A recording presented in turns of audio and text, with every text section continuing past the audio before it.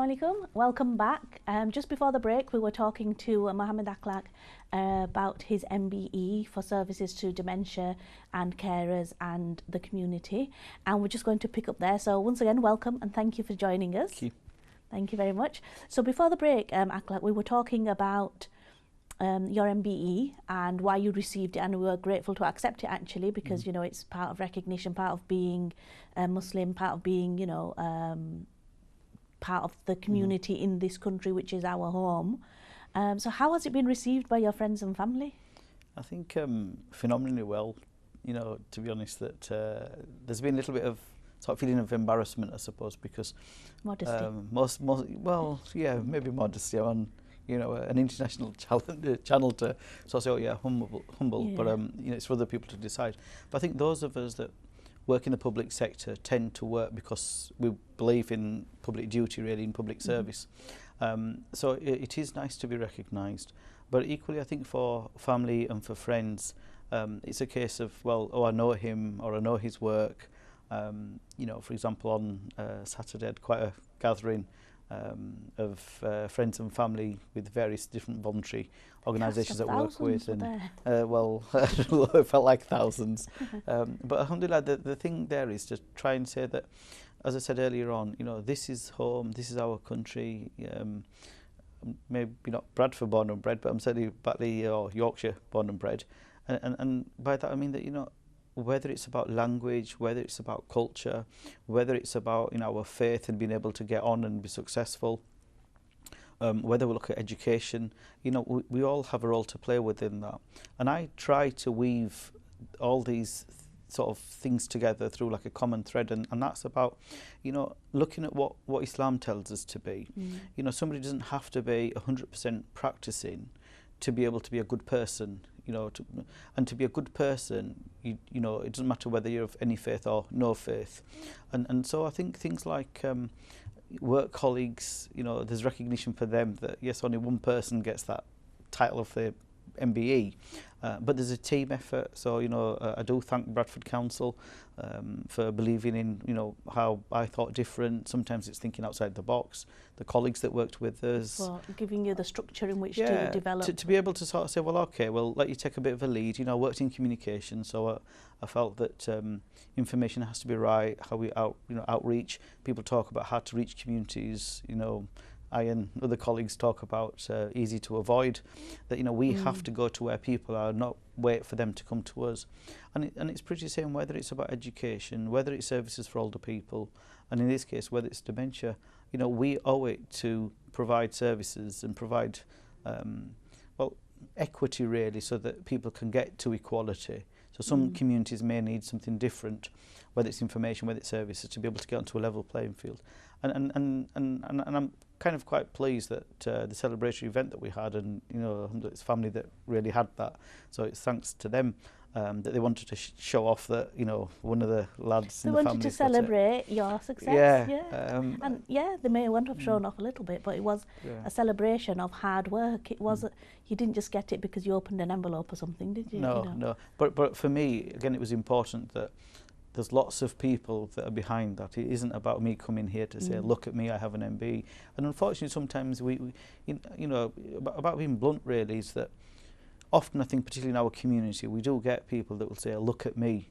And I think it's not about look at me. You know, I tried to share this thing at the weekend that, alhamdulillah, I sit where I sit because of what my mum and dad, you know, did for us. You know, people talk about, as you know, I'm a chair of governors of a primary school, and we talk about English as an additional language for the third and fourth generation, you know, British-born South Asian kids. But my dad was teaching us English before I started primary school, as junior school as we called it then. So, you know, sometimes we hear rhetoric that I don't always agree with, but we have to work from within the system to, you know, get the best possible results for whoever we're working with.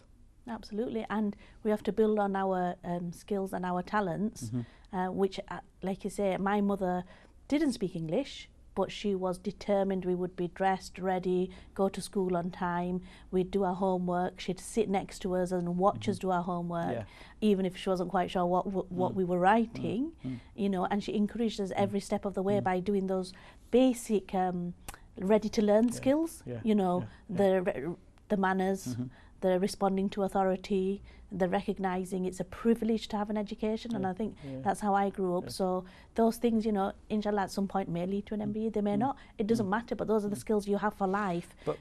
But I think, Camry, the thing is, often our mums, and in some cases, you know, in some households about wives, is that ladies can often feel that they don't have anything to contribute, or they don't have some professional education, so therefore there's some lacking. And a bit like yourselves, I look at my mum, you know, she raised 7 kids. I've got 3 and, you know, going grey, as you can see. The point that I'm trying to link there is that, you know, they're budgeted for, you know, shopping, visiting family, you know, catching 3 buses to get somewhere, getting the kids to school, because their husbands were working often textile, often late. And if you'd ever ask, you know, you say, you know, what do you do? They say, I'm a housewife, although it's implying that all they do is cooking and cleaning. So when my mum says, well, you're all educated, and I think, well, actually, we're educated because mum put the hours in. Absolutely. You know, she made sure, like you say, you get to school, your uniforms are ready, your bag's there, you know, have you done your homework? Rather than perhaps for us, for some of us, you know, it's easier. It says, well, oh, check Google. You know, if we don't know what the answer is to the work they're doing, we'll go check Google. But they would say, right, I'm taking to the library, we'll get the book. So alhamdulillah, you know, it's efforts of our elders really that puts us in a position. You know, I've so many times people have said to me, you know, who did you look up to when you were growing up?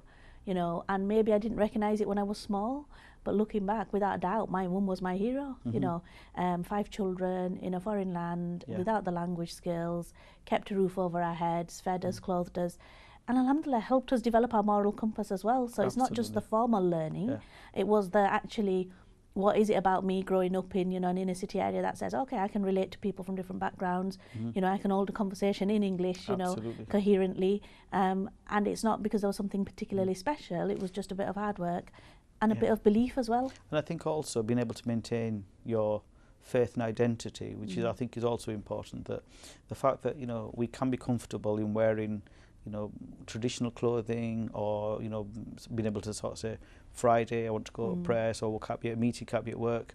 And I do struggle sometimes when I come across people that may feel they can't, you know, bring faith or their cultural identity within mainstream working. And I think, no, actually we're a very diverse country, and we should also celebrate that there is lots of diversity. And again, with the event on Saturday, I was quite pleased that, you know, we had quite a wide spectrum of people there from different walks of life, and part of that was also educational to show them that, you know, my friends and colleagues come from, you know, no formal education through to very educated people, those with very professional jobs, through to people that might feel, you know, they're insignificant. They're not insignificant in my eyes, but, you know, that's what makes society.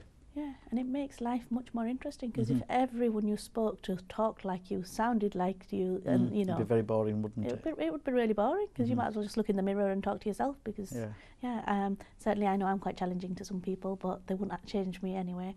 But something I want to explore with you a little bit, Akla, if you don't mind, is we just talked about, you know, we've talked about our parents, and my parents sadly are no longer with us. You know, may Allah grant them Jannah, and they died when I was quite young. So, you know, between my 20s and 30s, they both sort of sadly left us. But I was old enough by then to be looking forward to, in a way, that it's now our time to look after them, care for them, provide for them. And I feel a little bit cheated that I didn't get that chance. So, you know, we are raised in our cultures that, you know, honour your mother, honour your father, you know, don't make them say, oof, you know, everything's really... and it's all there in rhetoric, you know, we say it. And you know, don't get me wrong, I know some people absolutely cherish their parents and any of their elders and do right by them, and there's lots of people who are doing that. But what I am beginning to notice a little bit is there's a useful older age, and then there's a kind of, we put you out to pasture and, you know, go and pray, and, you know, we feed you, clothe you, and you pray. What more do you want? What more do you want? Yeah. Now, I don't know if that's just me. No, well, I think you've hit the nail on the head with some respects of where I think there's lack of education of how we sometimes understand scripture. And, you know, growing up, we used to always hear, whether it's from home or from madrasa, they'd say that, you know, the Quran is for all time. And I honestly tell you that very recently I've learnt something that really hit home, and I thought, wow, you know, Quran really is for all times, because, you know, we all know don't say uff to your parents,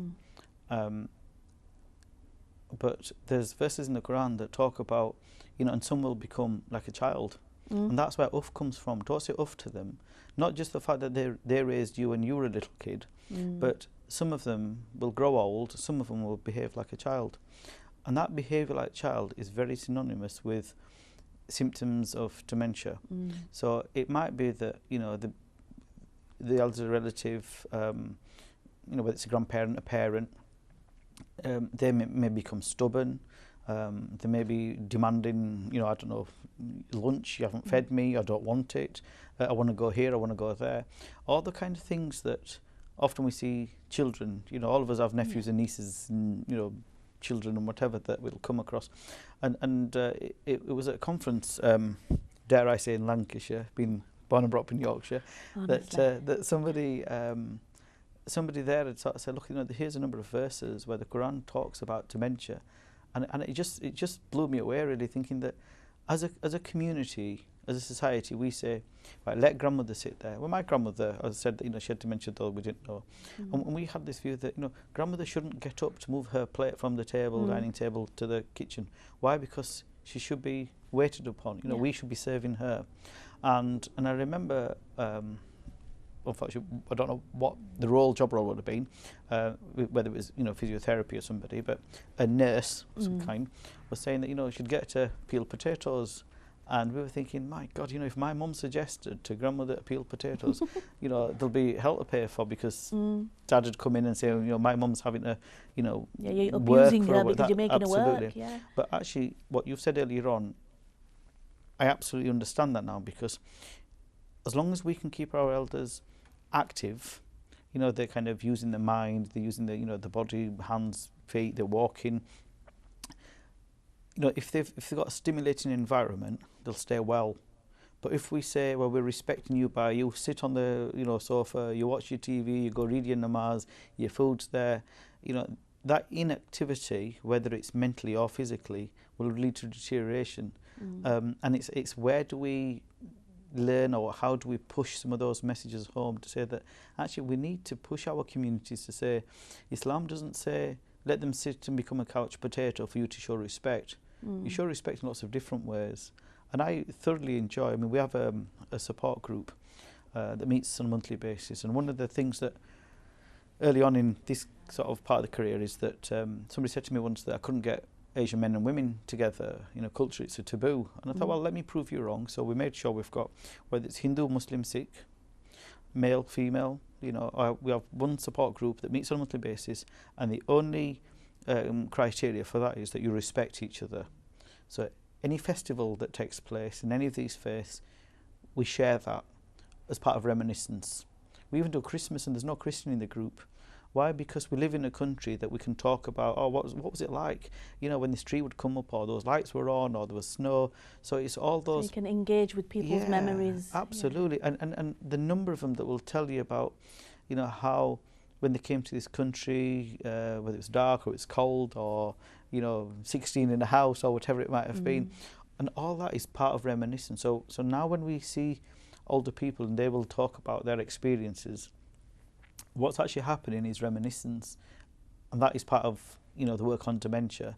And we might start saying, oh, there he goes, Grandad's gone off again, you know, Grandad's talking about when, you know, back in the days. But it's actually those experiences. And maybe later on we can talk about how dementia can affect somebody who is a migrant because of where they've come from, and how that might affect them at an older age when they've got dementia and the memories. Well, what I was quite conscious of, Akhlaq, is that we've been talking quite a bit about dementia, and it can mean lots of things to lots of people, and we use it quite colloquially, use it in everyday language. But as a medical condition, and I know you're not a doctor, but it is your field, yet you will have a doctorate soon, inshallah, as well. What is it? How can we, you know, what are the signs and symptoms of dementia? I mean, some people will probably recognise Alzheimer's, because Alzheimer's Society is a you know, a national, well, an international charity organisation. But dementia is more of an umbrella term for a number of different types of dementias, as we'd say, and each one of those affects people very differently. So without kind of going into details, because then it gets confusing, somebody's saying, oh, well, I've got that behaviour, so maybe it's this. So I don't really want to scare people about things. And we can give details where people can go check. But in general, dementia is actually a disease of the brain, and it's a physical disease. It's not a mental disease. So although we have, we say pagal, if somebody has any mental ill health in our community, we say, oh, he's crazy, he's pagal, and in that family there's, there's issues.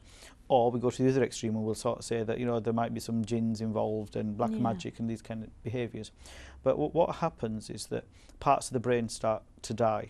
So it's physically the brain starts to it's physical effects upon the brain. And there are different, so for example, among South Asian community, we are more likely to, because of our lifestyles, to get stroke. And that stroke can lead to vascular dementia because of the stopping of the supply of the blood to the brain. Then, so the different dementias really, what might happen is that somebody could be affected with their communication. So they might not be able to talk properly, they struggle to find the word, they want to say one thing and something else might be coming out. You might have somebody who has some kind of disorientation around time and place, so they might forget where they are or they think they're somewhere else. I need to just pause you there if that's okay. We've got a caller online, so let's see what the question is and then we'll pick up again with signs and symptoms if that's okay. That's absolutely fine. Hello, Assalamu alaikum. Walaikum assalam. Welcome, sister. Thank you for joining us on this call. Are you well? Yes, alhamdulillah. I'd just like to ask that does dementia connect with other illnesses as well, like epilepsy and other types of mind illnesses? Because I've got epilepsy and I've noticed now in my life history that my parents got dementia and my mother's family are coming with non-epileptic seizures with anger. So there's a connection, but what I'm trying to say is that does mind affect with other illnesses as well, or is it just epilepsy on its own and dementia on its own, or can it connect with other illnesses to cause other illnesses? Okay, well, put the question to my brother here who has heard. I just praise it by saying that obviously Akhlaq isn't a medical doctor, but he will have some idea and he'll be able to refer you to places where you can get more information. And another thing is that many people don't have understanding of mental illnesses as well. Yeah, inshallah, that's an area, a topic I think would be good for us to explore on this show. Obviously, Akhlaq here has just touched on it as well, but we might come back to it later as well, sister. So thank you for your call, and I'll see.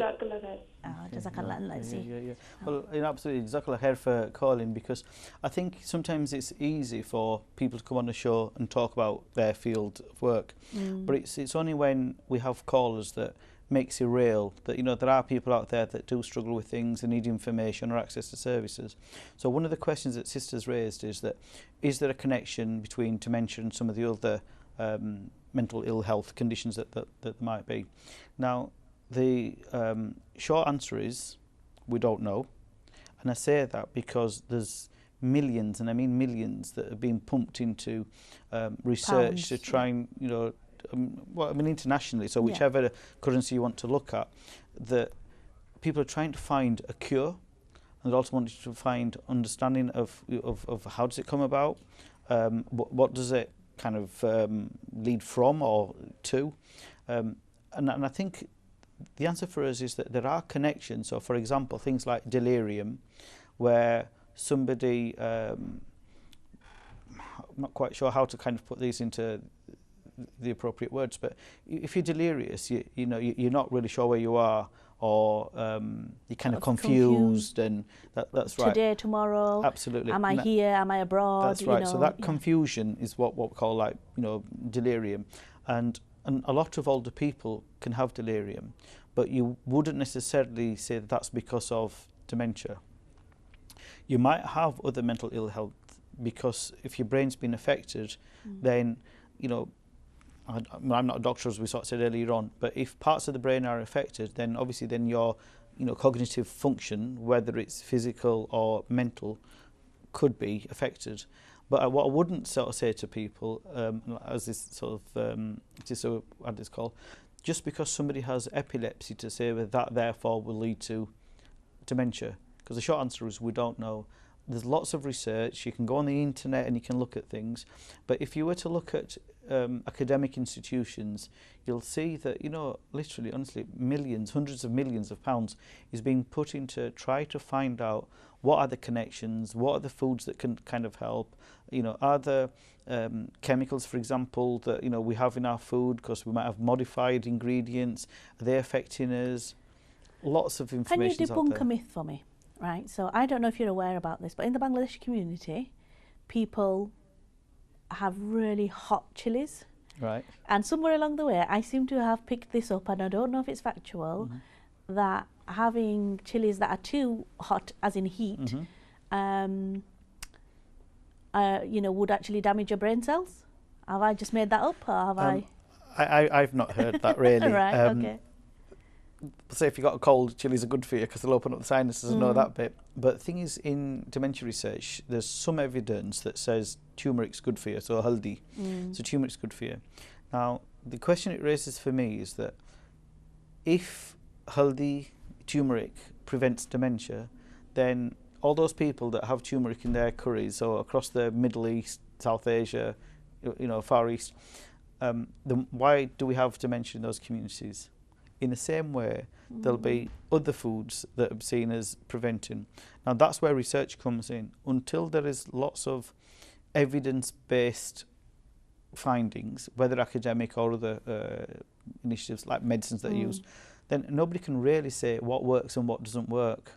And that partly leads to something else, which is about the doctoral training centres that Alzheimer's Society has funded. And my PhD is based in one of them. So perhaps if I just touch on that a little bit, yes, absolutely. Please do expand. The Dementia Doctoral Training Centre based at Bradford University, and the Bradford University's Dementia Studies is internationally sort of respected, is that it's one of 8 centres that's trying to specialise in its research. So you've got places like Edinburgh that are looking at the physical brain, and so they'll go down to the cells and things like that. And we're looking at it from a transition point around care issues. Now, so I'm, for example, looking at how South Asian carers manage this transition from behavioural problems to complex needs. You've got somebody else that's looking at things like medicines management. You've got people that are looking at, patient safety. So somebody's going into hospital, what happens to that information? You've got people, that are going to be looking at what happens to that person that's going from hospital back into that home environment or the residential, environment.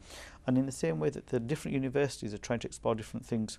And with the sister that's made that call, what I would say to them is that don't just take information per se, have a look at research. So if you think if there's any kind of connection between epilepsy and dementia, Google it, that's the shortest way, and just have a look at whether the institutions that are giving that information are basing it on some evidence. If it's not evidence-based, then I wouldn't worry really. And then the other thing is, do look at the national associations that we have. There's one for epilepsy, there's one for Alzheimer's. There's a lot of work on sort of dementia-friendly communities. So there's a lot of information out there. Do go and avail yourself of the knowledge that's there. But something else I want to talk with, because this week in Bradford anyway is Self-Care Week. Yeah. So there's lots of initiatives going on about how people can look after themselves and their health. And we're going to have to come back to it because we've got another call waiting for us, which is great, absolutely. So, Assalamu alaikum. Hello, Assalamu alaikum. Wa alaikum salam. Welcome, brother. How can we help, and what's your question? Just wanted to have a quick word with Brother Clark. It's Shahid from Rochdale. Okay. Well, welcome, Shahid from Rochdale. Assalamu alaikum, Shahid. How are you, Clark? It's fantastic to see you on IQRA TV. I've just switched channels and saw you. Jazakallah khair, thank you. Thanks for calling. Thank you. You're more than welcome. It's fantastic. Just wanted to say Brother Clark has received an MBE for his work on dementia work. So I think that's highly commendable. And he's doing fantastic work. He's making huge strides in the work of dementia, the world of dementia, not just in Bradford, but across the country as well. So keep it up. Well done. Oh. Great to see you. Thank you very much. Thank you very much. And Shahid, are you okay if I just talk a little bit about my connection with some of your work? Yeah, absolutely, that's fine. I mean, nothing compared to the work that you're doing, but humbled to be working with you on dementia in Rochdale. Jazakallah khair. Jazakallah khair. Thanks very much. Thank you, Shahid. I mean, this is a clear example. Oh, that was Kind lovely, of, wasn't it's it? just thrown me a little bit, really, Bless, mashallah. But he's thank you obviously very missed the much. first part of the show, so he'll have to catch up. But anyway, thank you very much for calling in. Absolutely fantastic. Yeah. You see, again, Shahid is one of the connections that talks about earlier on, that when we have tried to, because whatever we do, whatever we will do, there's transferable skills within that. So the work that I've done, it doesn't really matter whether you're black, white, Asian, male, female, young, old, whatever you want to look at. Care is something that's absolutely important, and it needs to be about that person. Now, Shahid was a carer for his mum, and Shahid's done a lot of work as a carer, but also researching stroke. So he's been doing some fantastic work, and we've made that connection where, even with my PhD, I'm not the expert in terms of care, but I'm looking at care. So Shahid's actually my expert by experience, and it's quite funny, really. I'm sorry I'm sort of smiling and laughing about this, but he's obviously switched channels and he's picked this up. What we're about essentially is to say, what do our carers know and see? How can they then educate communities? And I know Shahid's doing some work over in Rochdale, so that in the community that's in and around Rochdale can make it personal to them. So, talking to the ladies in a way that, they will understand, talking to the Bangladeshi community perhaps different to the Pakistani community, because they might talk about different foodstuffs or behaviours. And this is what this work has all been around, that we can't sit in a position and say, I know best and I will dictate. It's real community engagement, say, what are those community behaviours? So if we look at, I know Shahid's done a lot of work, as I said, about connection with stroke, is that the messages that are coming, again, sorry, it links in with the sister that called earlier on, that they say what's good for the body is good for the brain. So if we're talking about, I don't know, we're obese, we don't exercise, we eat junk food, we're not really bothered about, how we look and feel and all those kind of things. If you've got issues that would lead to poor heart health, for example, then those are the similar messages that will lead to poor mental health. Okay. I'm going to have to pause you there because we've got another call, which is great, but I just feel like I keep interrupting you. So, Assalamu alaikum. Wa alaikum assalam. I think the care health is more important to understand with the people. They need to understand that you need to care for the patient's needs. And what our Asian community are doing nowadays is leaving the patient suffering in silence, because they think the social services or doctors and nurses are going to look after them. And because they leave it in other people's hands, that's where the thing is going wrong. Because first we weren't educated in our mental illnesses, but now that we know our mental illness, how it works, we need help. And like Allah says, you need to care for the patient's needs. So care is a vital part to play to make the illness go away. So I like I said, I'm an epileptic sufferer, and now I'm suffering from anxiety and stress disorder, and that's because other people are being biased, and they think because she talks okay, she walks okay, that she's making things up. And with those verbal abuse, it makes my brain trigger anxiety and stress, and from there I get more panic attacks and more palpitations. So I can see a connection with my illness. It's a lack of understanding, and our community needs to know how to speak to the patient's needs. Absolutely. And they need to know that they do need looking after. You can't just rely on machinery and tablets. Absolutely, sister.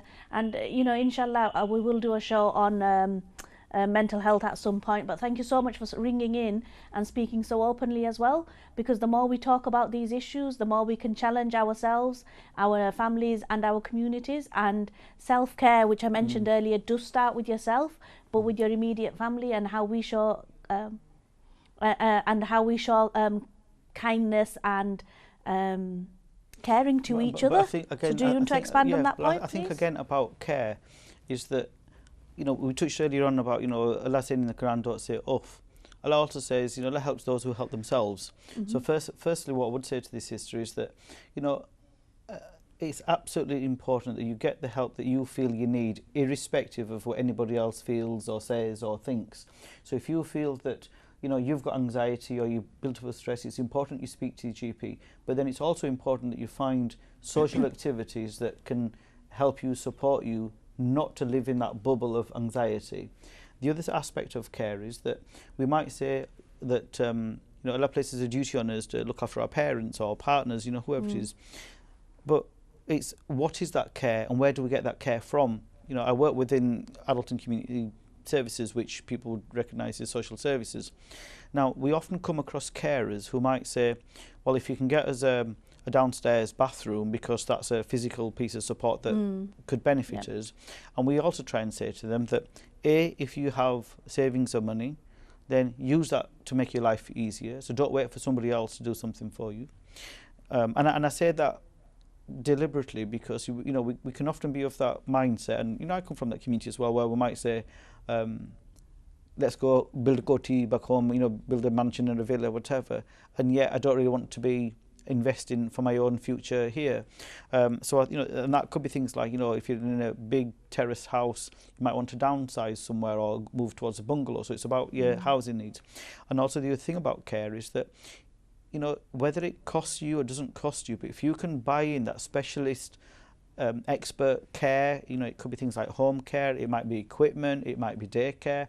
Those kind of caring services are designed to facilitate you, the carer, being able to get some respite, but also get the appropriate care. So we shouldn't be worried about, well, there's 3 of us in the home and we will manage it between us if we can't care appropriately. So I think that's sometimes an issue for us as well, that, you know, what is that care? Is the care that I make the routine, I put it in front of them, or is the care that I need to help them to live independently, live well? So with dementia, we talk about living well with dementia. So you may not live well, but that living with dementia is how can we best support that person to manage their day-to-day affairs in the best possible way, whether they know it or they don't, but you're doing your duty. And it's your duty, and with our parents, and it might be our uncles and aunties, you know, I'm hoping someone's going to look after me when I'm older because I don't have any children, so alhamdulillah, I've got like a whole nest of nieces and nephews. And one of them will have to inherit my cat as well. So these are the concerns for my old age. But, you know, I know I'm making light of it, but actually one of the things I mentioned earlier, my mum was, you know, sort of my hero growing up, but there's someone we come across in our working life, Jean Walker, who's also got an MBE, I think. Also got an MBE. And she's 84, I think. That's right. And she is going strong, and the woman is amazing. She's doing all this voluntary activity, and there's many others like her, and she just comes to mind because every time I see her in a meeting being really forthright and telling, you know, public servants what they should be doing and how and what, I just sit back and think, you know, inshallah, if I can be even half as functioning as she is, you know, physically, mentally, you know, I will be so grateful because, but what then I always think about that is, it's because she's carried on being active.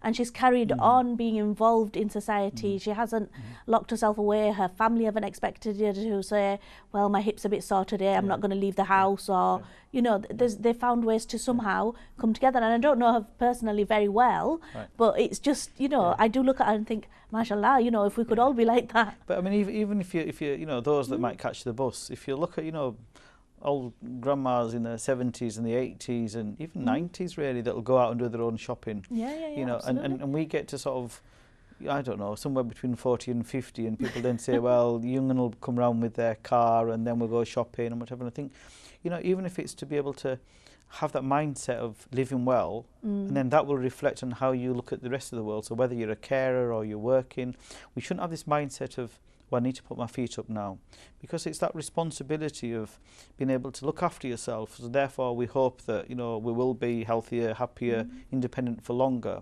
But I mean, you touched about the fact that, you know, not knowing what will happen later, and it might be, you know, well, alhamdulillah, you know, I look at my own children and we look at, you know, no expectations, because we don't know, you know, what the mindset will be, and we live in, you know, a world where you know, we can't live as extended families. Kids get their degrees and they go for jobs. You know, a lot of South Asian older parents are on their own. We come across many, particularly Sikh, you know, Indian Punjabi Sikh ladies, where they've become a widow, kids are far away, and they are living on their own. And it's about partly, I think, maybe a societal issue where we should look after one another. So that's about being good citizens, being good neighbours, and there's lots of work that's happening around there. It might be, you know, for example, as winter's coming up, we look who's living around us, you know, wheeling somebody's bin out to the road, or knocking on the door and sort of saying, look, it's icy outside, I'm going to go to, you know, your Sainsbury's, Morrison's, whatever, would you like milk? And I think that partly strengthens community, so that if somebody's struggling, they can then say, can you just, will you just? Whereas we're becoming more and more nuclear, really, and I think expectations will change. And I'm fairly sure. I'm just going to stop you there. By nuclear, we're talking about the nuclear family, which is mum, dad, and 3 children, kind of 2.4. that element of it. 2.4 Yeah. children, yes. We're not talking as in anything else. Uncles and aunties are together. Absolutely. No, you're right. And it's nuclear opposed to the extended family. the extended family, not atomic nuclear. Yeah. But as I said, society is changing, really. Yeah. So as we live longer, medicine's there. You know, people are healthier, even with ill health. You know, they're able to still manage. But we have to be mindful of the fact that because the chances of dementia increase as you get older, then the older that we're living, we're more likely to get it. But there's an area that we haven't really touched on, which is that there's also young onset dementia, which means that, you know, people from the late 40s, 50s can get dementia, and evidence seems to suggest that South Asian communities get more of the younger onset. All right, okay. Why that is, I don't know. Whether it's about lifestyles or something, I don't know. But yeah, and also about comorbidity. So again, that sister that talked about, can it affect other issues? Certainly, I think there's evidence that things like diabetes might increase it. Right. And you know, diabetes is high in our communities. Absolutely. So what we need to do is go away, get some do some research, learn how to look after ourselves and our loved ones. Unfortunately, it's been so fascinating. We have nearly run out of time. Right. So is there anything you would particularly, if people want to get in touch with you, how do they do that if they want to know more? And then also, you said you'd refer people to some places to get some further information. Okay. Well, whichever city or town that you're from, if there isn't a society near you, there will be one in a town or a city near you. Alzheimer's Society is a good place to start. There's lots of information there, and they've got information in community languages as well. We have a website which is www.meriyadain.co.uk. So MERIYADAIN.co.uk. And again, some information there in a PDF written format and some audio format. Failing that, people can email Akhlaq, so aklak.rauf@bradford.gov.uk. But even if you just put in dementia on the internet, there's lots of information. Great. And we like to try and pass it to caring organisations as well. Super. So thank you very much. Unfortunately, we really are out of time, but I think it'd be lovely to have you back on to talk about mental health. Inshallah, we'll see you next time. Thanks to our guest, and Assalamu alaikum.